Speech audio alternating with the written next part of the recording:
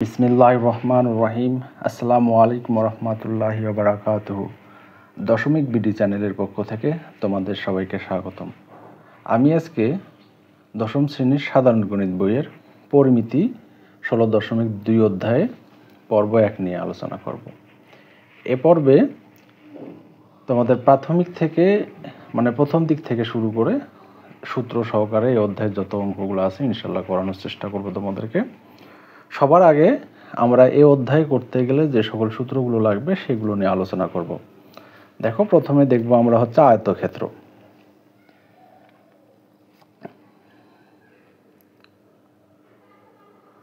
আয়তক্ষেত্র এখন তোমরা বলো তো আয়তক্ষেত্রটা কেমন হয় দেখতে, এর বৈশিষ্ট্য কি বা চেনার উপায় কি? আচ্ছা দেখো, আয়তক্ষেত্র হচ্ছে তোমার চারটা বাহু থাকে, চারটা বাহু অনেকগুলোর থাকে, রম্বসের থাকে, চতুর্ভুজের থাকে, সামান্তরিকের থাকে। তাহলে এইটা একটা আমি আয়তক্ষেত্র বলতেছি, যদিও আমি হাত দিয়ে আঁকছি।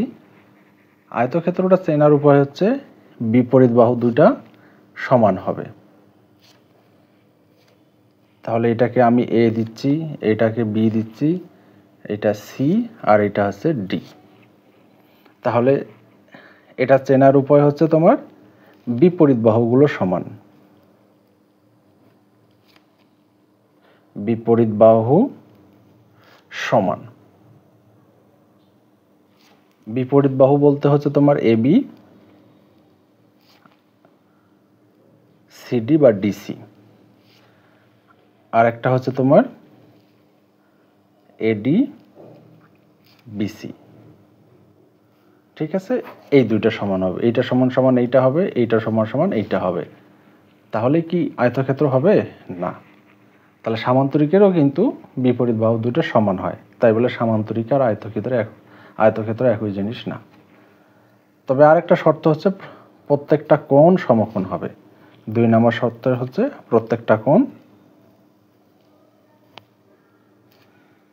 কোণ সমকোণ বা 90 ডিগ্রি, এটা তোমরা জানো। ঠিক আছে, এই দুইটা কন্ডিশন যদি মেনে চলে বা মেনে চিত্রটা অঙ্কন করা হয় তাহলে আমরা এটাকে বলবো একটা আয়তক্ষেত্র। তাহলে আয়তক্ষেত্র দেখো, বাহুগুলোকে সবসময় আমরা কিন্তু স্মল লেটার দ্বারা প্রকাশ করি, যেহেতু বিপরীত বাহু দুটো সমান। এটা এ হলে এটাও এ, এটা বি হলে এটাও বি। ঠিক আছে, এখন আমরা দেখব আয়তক্ষেত্রের ক্ষেত্রফল। আয়তক্ষেত্রের ক্ষেত্রফল, তাহলে আয়তক্ষেত্রের ক্ষেত্রফল দেখো তো কিভাবে বাইর করা যায়। আয়তক্ষেত্রের ক্ষেত্রফল, তাহলে এই বাহুটা দাও, তাহলে এই বাহুটা তো আমার এ আছে, এই বাহুটা বি আছে, তাহলে এই বাহুটাকে আমি ডি দিলাম। যদি তাই হয় তাহলে এখন দেখো তো এখানে কয়টা ত্রিভুজ হয়েছে।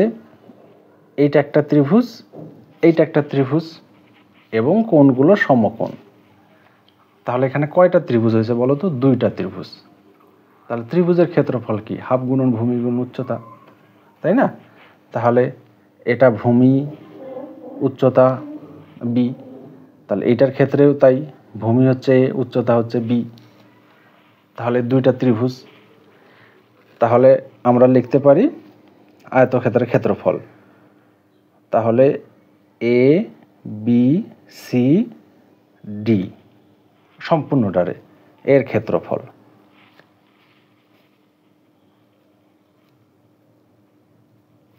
সমান সমান দেখো তো, আমরা এটা লিখতে পারি ত্রিভুজ এবিসি এর ক্ষেত্রফল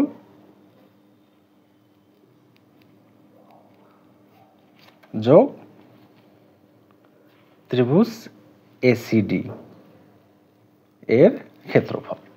আমি তোমাদেরকে একবার বেসিক থেকে দেখাচ্ছি ক্ষেত্রফল। তাহলে এখান থেকে দেখো তো এইটার ক্ষেত্রফল কি? হাফ গুণন ভূমি গুণ উচ্চতা, হাফ, ভূমি হচ্ছে এ, উচ্চতা কত বি। এইটার ক্ষেত্রেও তাই, হাফ গুণন ভূমি গুণন উচ্চতা, তাহলে হাফ গুণন ভূমি গুণন উচ্চতা এবি। তাহলে দেখো তো দুইটাই একই রকম না, তাহলে 2 ইন্টু আমরা একটা লিখতে পারি, ঠিক আছে। তাহলে এটা কাটা গেল, অর্থাৎ এটাকে বলতেছি আমরা এবি, অর্থাৎ আয়তক্ষেত্রের ক্ষেত্রফল হচ্ছে, এইটাকে বলতেছি কি আমরা দৈর্ঘ্য, আর এটাকে কি বলতেছি প্রস্থ। তাহলে আয়তক্ষেত্রের ক্ষেত্রফল দৈর্ঘ্য গুণন প্রস্থ অথবা এ গুণন বি। তাহলে এটাকে আমরা লিখতে পারি দৈর্ঘ্য গুণন প্রস্থ, ঠিক আছে। আয়তক্ষেত্রের ক্ষেত্রফল কি, এইটা মনে রাখলেই হবে, দৈর্ঘ্য গুণন প্রস্থ। আয়তক্ষেত্রের ক্ষেত্রফল দৈর্ঘ্য গুণন প্রস্থ। তাহলে এটা হলো আমাদের মেইন সূত্র, বাকিটুকু মনে রাখলে ভালো, না রাখলেও সমস্যা নেই। এখন দেখবো আয়তক্ষেত্রের কর্ণটা কি। দেখো কর্ণ যদি আমি দেখতে চাই, তাহলে আয়তক্ষেত্রের কর্ণ বাইর করব। তাহলে পিথাগোরাসের সূত্র, যেহেতু একটা সমকোণী ত্রিভুজ, তাহলে পিথাগোরাসের সূত্র বসাতো। তাহলে আমরা এটা করতেছি 2 নম্বর ত্রিভুজ, তাহলে এখান থেকে হচ্ছে তোমার 2 নম্বর সূত্র আর কি। তাহলে এটা আমরা করতেছি 2 নম্বর সূত্র।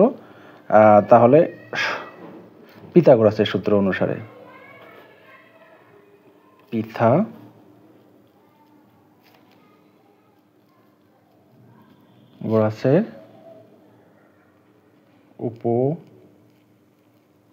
উপপাদ্য, আচ্ছা পিথাগোরাসের উপপাদ্য অনুসারে পিথাগোরাসের সূত্রটা কি, অতিভুজ স্কয়ার। তাতে অতিভুজ স্কয়ার সমান লম্ব স্কয়ার প্লাস ভূমি স্কয়ার। তাহলে অতিভুজ হচ্ছে আমার এসি, লম্ব স্কয়ার বিসি প্লাস ভূমি স্কয়ার এবি, মানগুলো বসা দাও। তাহলে এসি সমান সমান আমরা কি দিয়েছি বলো তো, ডি। তাহলে এটা হচ্ছে ডির উপর স্কয়ার। আর বিসি সমান সমান কি, বিসি সমান সমান বি, বির উপর স্কয়ার। তারপর এটা হচ্ছে এর উপর স্কয়ার। অতএব আমরা লিখতে পারি কর্ণ বা ডি সমান সমান, এটা রুটটাই পাশে পার করে দাও। তাহলে সাজায় লিখি এ স্কয়ার বি স্কয়ার, বা দৈর্ঘ্যের উপর স্কয়ার প্রস্থের উপর স্কয়ার। এটা আমাদের সূত্র, এটা কাজে লাগবে। তোমরা এইটা এতটুকু মনে রাখলেই হবে, ঠিক আছে। তাহলে আয়তক্ষেত্রের ক্ষেত্রফল দৈর্ঘ্য গুণন প্রস্থ তোমরা জানো অলরেডি, আমি জানি, কারণ তোমরা এখন সামনে এসএসসি ফাইনাল পরীক্ষা দিবে, এগুলো তোমরা জানো। তারপর আমি দেখাচ্ছি, দেখো আয়তক্ষেত্রের ক্ষেত্রফল দৈর্ঘ্য গুণন প্রস্থ। আয়তক্ষেত্রের কর্ণ √ দৈর্ঘ্যের উপর স্কয়ার প্লাস প্রস্থের উপর স্কয়ার, ঠিক আছে। তাহলে আমি আর একটু সুন্দর করে লিখতেছি, কর্ণ সমান সমান √ দৈর্ঘ্য তারপর স্কয়ার প্লাস প্রস্থ, তারপর ঠিক আছে, তারপর স্কয়ার। তাহলে এইটা হচ্ছে আমাদের কি পাইলাম, আয়তক্ষেত্রের ক্ষেত্রফল পাইলাম, কর্ণ পাইলাম। আর একটা কি আছে, পরিসীমা। তবে আমার একটা কথা মনে রাখো, পরিসীমা হচ্ছে বাহু দ্বারা যতগুলো পরিসীমা হয়, বাহু দ্বারা যতগুলো ত্রিভুজ বলো আয়তক্ষেত্র বলো যেগুলো গঠন করা হয়, পরিসীমা বাইর করলে সবগুলো বাহুর যোগফল। তাহলে আয়তক্ষেত্রের পরিসীমা,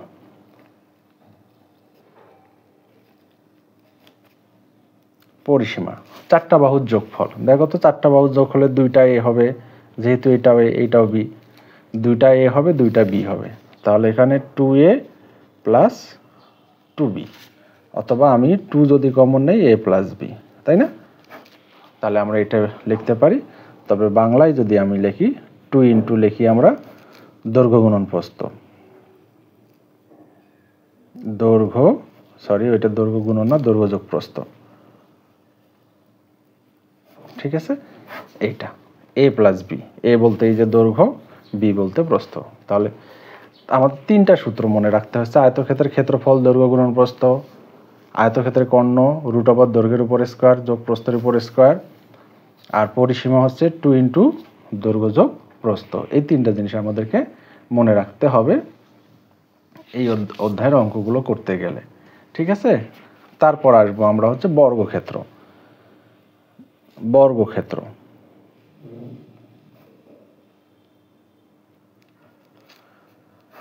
দেখো বর্গক্ষেত্র কেমন হয় বলো তো তোমরা। এবং বর্গক্ষেত্রের বৈশিষ্ট্য বলো, কি দেখে চেনা যাবে যে এটা হচ্ছে বর্গক্ষেত্র?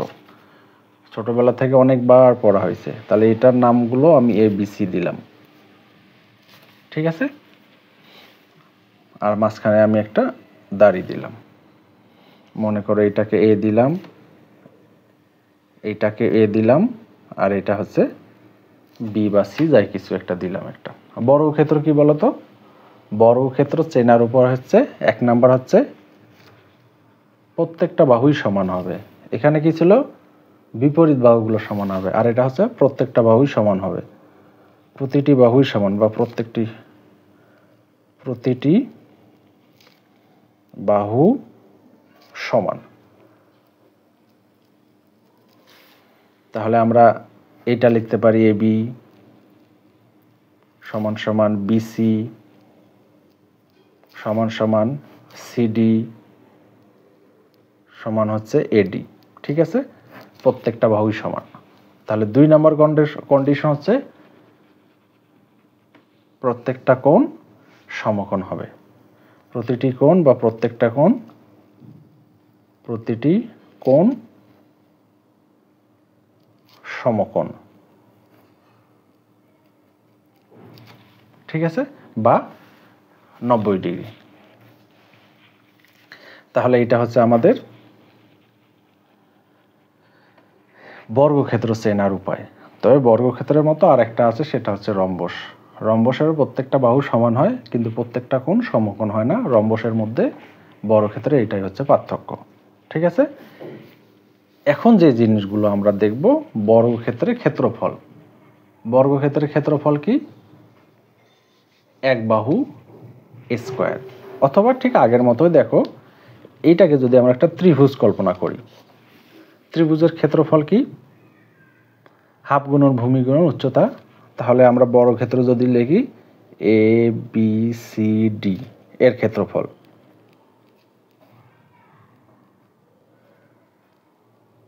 আমি আলাদা আলাদা করেই দেখাচ্ছি। ত্রিভুজ, অথবা যেহেতু দুইটা ত্রিভুজ হয় 2 দ্বারা গুণ করলেও হয়, 2 দিয়ে একটা ত্রিভুজ। তাহলে ত্রিভুজ ABC যোগ ত্রিভুজ তাহলে ACD।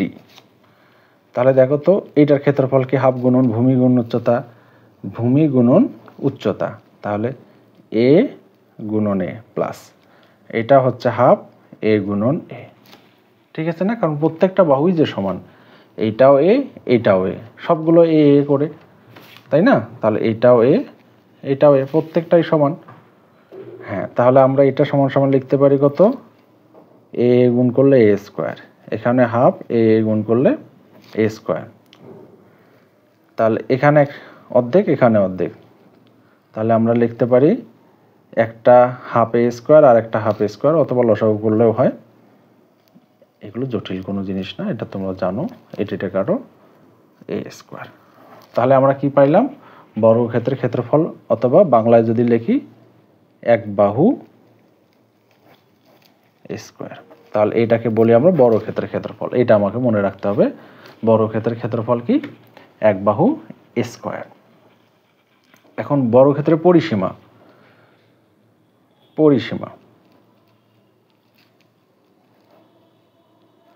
কি বলছিলাম তোমাদেরকে? যতগুলো বাহু আছে সবগুলোর যোগফল। এখানে কয়টা A আছে? 4টা।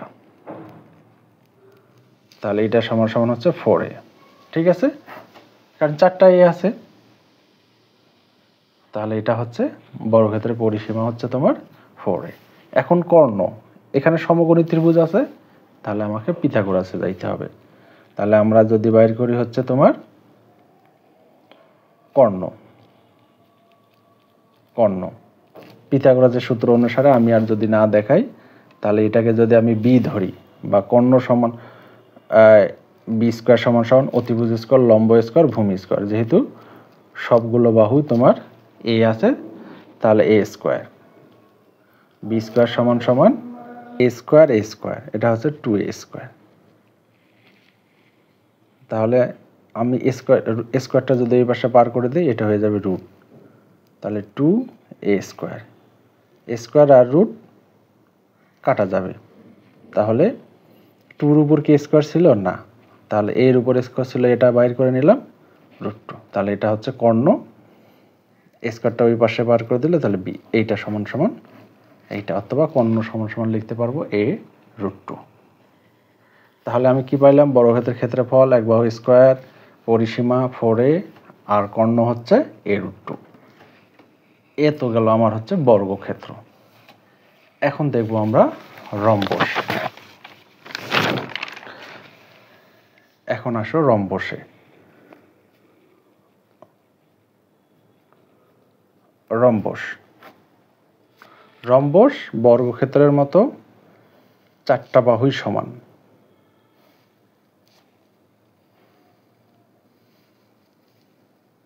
হয়তো আমি হাতে আঁকতেছি, এটা অতটা সুন্দর হচ্ছে না রম্বসের মতো, কিন্তু তোমরা নামটা দেখে বুঝে নিও, আবার আমি যে বর্ণনাগুলো বলবো সেগুলো মনে রাখলেই হবে, ঠিক আছে? তাহলে এটার নাম দাও এ, এইটা বি, এটা হচ্ছে তোমার সি, আর এটা হচ্ছে তোমার ডি, আর এটা হচ্ছে তোমার মাঝখানের কর্ণদ্বয়ের ছেদবিন্দু হচ্ছে ও। তাহলে এইটার নাম দাও, এইটার নাম দিচ্ছি হচ্ছে D1, আর এইটার নাম দিচ্ছি হচ্ছে D2। আর এই কোণটা কিন্তু প্রত্যেকটা কোণ কিন্তু সমকোণ করে, ঠিক আছে? প্রতিটি বাহু সমান, প্রতিটি বাহু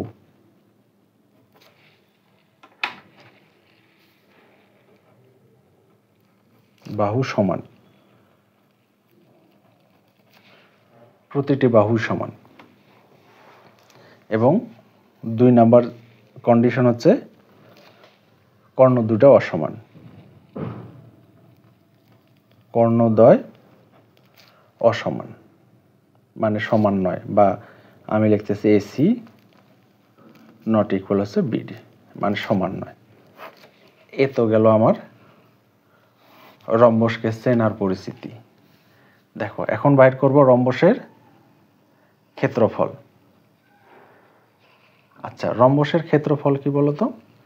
আচ্ছা দেখো, তাহলে আমি এখানে কি লিখলাম, এইটা হচ্ছে তোমার এই কর্ণটা হচ্ছে এসি সমান সমান D1, তারপর বিডি, বিডি সমান সমান ধরলাম হচ্ছে D2। তাহলে আমি যদি ও ডিভাইড করি, তাহলে দেখো তো কি লিখতে পারবো, D2/2 লিখতে পারবো না, তার মানে অর্ধেক, ঠিক আছে? তাহলে এখানে দেখো তো ত্রিভুজ যদি আমি কল্পনা করি, তাহলে এখানে ত্রিভুজ কল্পনা করতেছি, এইটা একটা ত্রিভুজ, এইটা একটা ত্রিভুজ, আর এইটা একটা ত্রিভুজ। তাহলে রম্বসের ক্ষেত্রফল, তাহলে এখানে কয়টা ত্রিভুজ হচ্ছে? 2টা। তাহলে লিখতে পারি এ বি সি ডি এর ক্ষেত্রফল, বা রম্বসের ক্ষেত্রফল, এর ক্ষেত্রফল, ঠিক আছে? কয়টা ত্রিভুজ হচ্ছে বলো তো? 2টা। তাহলে হাফ গুণন ভূমি গুণন উচ্চতা। তাহলে আমি যদি একটা ত্রিভুজ নেই, তাহলে একটা ত্রিভুজ নিলে বেশি হবে, তাহলে এখানে ত্রিভুজ এসিডি, ঠিক আছে? এখানে তো 2 কেন, এখানে একটা ত্রিভুজ, এখানে একটা ত্রিভুজ, ওই জন্য আমি 2 দ্বারা গুণ করে দিলাম। তাহলে 2 গুণন এই ত্রিভুজের ক্ষেত্রফল, তাহলে হাফ গুণন ভূমি গুণন উচ্চতা। তাহলে এই ত্রিভুজটা যদি নেই দেখো তো, তাহলে ভূমি কোণটা D1, তাহলে এখানে হচ্ছে D1, আর উচ্চতাটা কি, এই যে উচ্চতা আমরা বাইর করছি, ঠিক আছে, D2/2। তাহলে এই টু কাটো, তাহলে এখানে হাফ থাকতেছে D1 D2, অথবা বাংলায় যদি আমরা লিখতে পারি, রম্বসের ক্ষেত্রফল হচ্ছে হাফ গুণন কর্ণদ্বয়ের গুণফল, হাফ গুণন কর্ণদ্বয়ের গুণফল, কর্ণদ্বয়ের গুণফল, ঠিক আছে? বুঝতে পারছো? ঠিক আছে, এইটা হচ্ছে আমাদের রম্বসের ক্ষেত্রফল গেল। রম্বসের ক্ষেত্রফলই লাগে বেশিরভাগ সময়। দেখব ট্রাপিজিয়ামের ক্ষেত্রফল।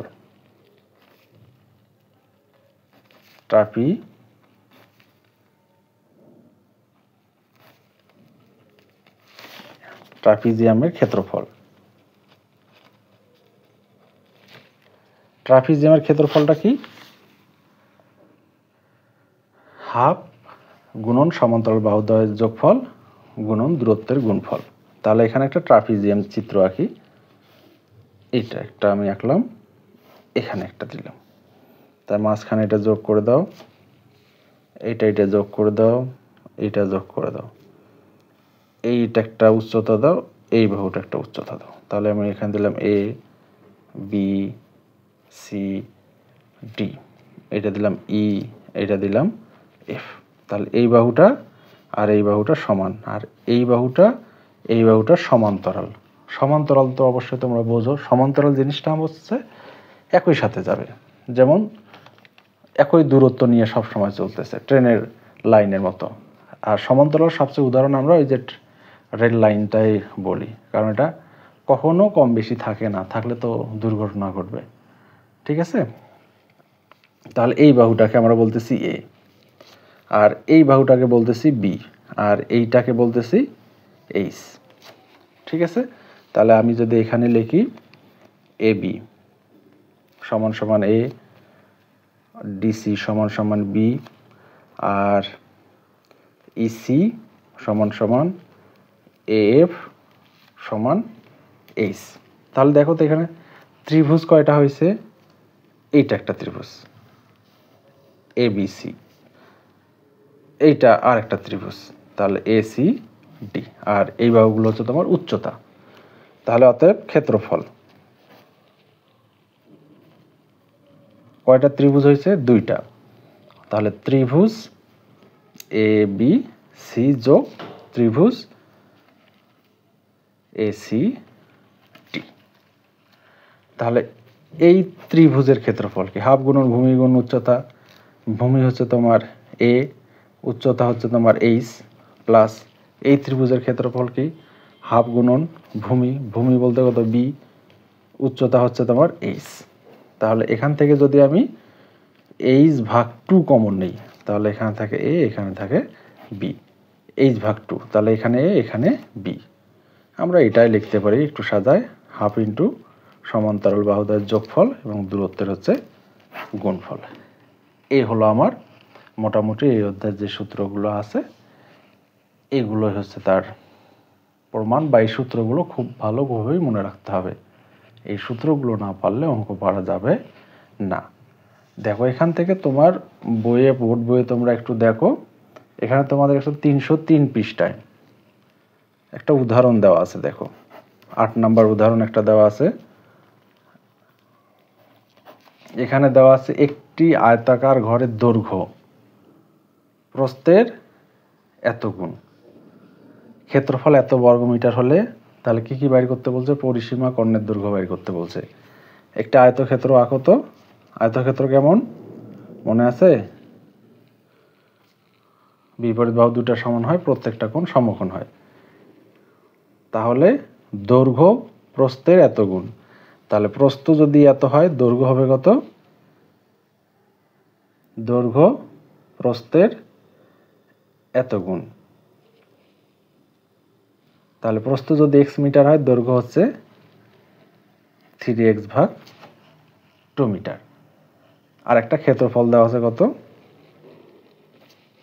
এত মিটার। তাহলে এইটার আমাদের কি বাইর করতে বলছে? ক্ষেত্রফল বাইর করতে বলছে, পরিসীমা বাইর করতে বলছে, আর কর্ণ বাইর করতে বলছে। তাহলে দেখো ধরি,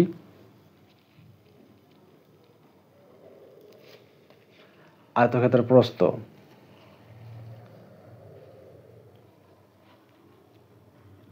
আয়তকার ঘরের প্রস্থ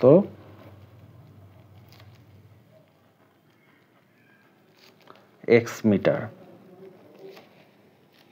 আয়তাকার ঘরের দৈর্ঘ্য 3x ভাগ 2 মিটার। তাহলে ক্ষেত্রফল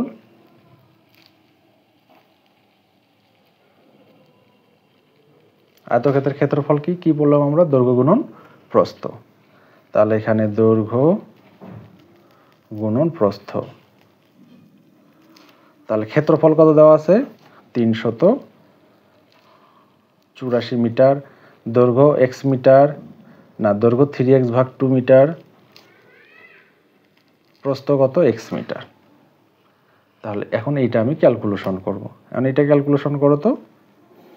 এটা ক্যালকুলেশন করতে গেলে এটা দিয়ে দুইটাই পাশে পার করে দিতে হবে। আচ্ছা দাও, দুইটা যদি আমি এই পাশে পার করে দিই তাহলে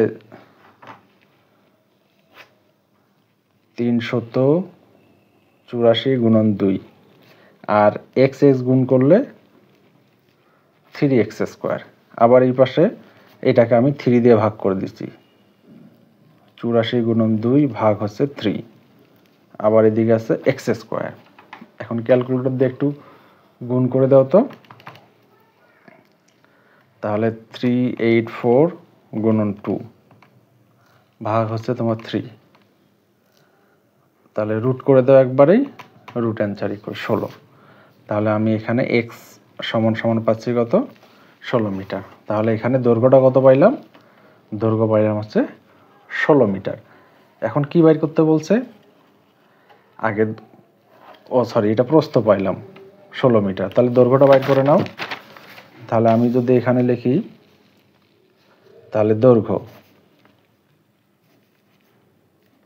কত ছিল? 3x ভাগ 2। 3 গুণন x এর মান কত ছিল? 16। তাহলে এখানে হচ্ছে 8, 3 আসতে কত? 24 মিটার। তাহলে আমি দৈর্ঘ্য পাইলাম, প্রস্থ পাইলাম 16 মিটার, দৈর্ঘ্য পাইলাম 24 মিটার। তাহলে আমাকে যেগুলো বাইর করতে বলছে,